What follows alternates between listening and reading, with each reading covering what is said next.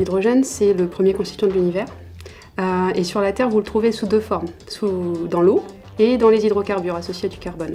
Il faut l'extraire, soit par craquage, quand on parle d'hydrocarbures, soit par électrolyse, et donc avec un besoin d'électricité lorsqu'il est issu de l'eau.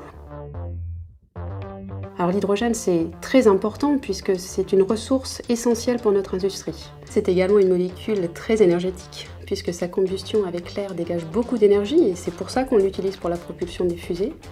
C'est également le combustible de choix des piles à combustible qui vont permettre de produire de l'électricité en combinant cet hydrogène avec de l'oxygène. L'hydrogène, lorsqu'il est produit à partir d'électricité décarbonée, va être un vecteur de décarbonation de tous les secteurs.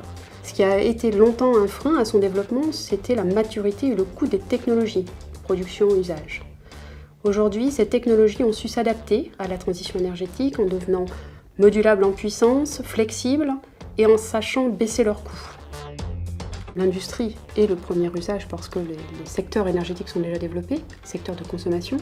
La mobilité, mobilité lourde, on le voit avec le développement de camions, de trains, qui ont besoin d'un stock d'énergie embarqué important. La R&D d'EDF travaille sur l'électrolyse et les piles à combustible depuis déjà plus d'une dizaine d'années. Depuis la création du centre IFER, on cherche à développer des technologies qui vont être le plus efficaces possible. Donc aujourd'hui, on travaille beaucoup sur une technologie qui s'appelle l'électrolyse à haute température, dans un objectif d'augmenter les rendements.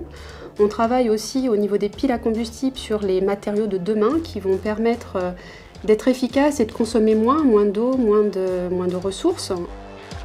L'hydrogène est une molécule très légère, donc il faut le comprimer pour pouvoir l'utiliser. Et donc on recherche des compresseurs efficaces qui vont aussi répondre à ces objectifs d'efficacité énergétique. L'hydrogène est un sujet d'importance maintenant et il est reconnu comme un élément de la transition énergétique.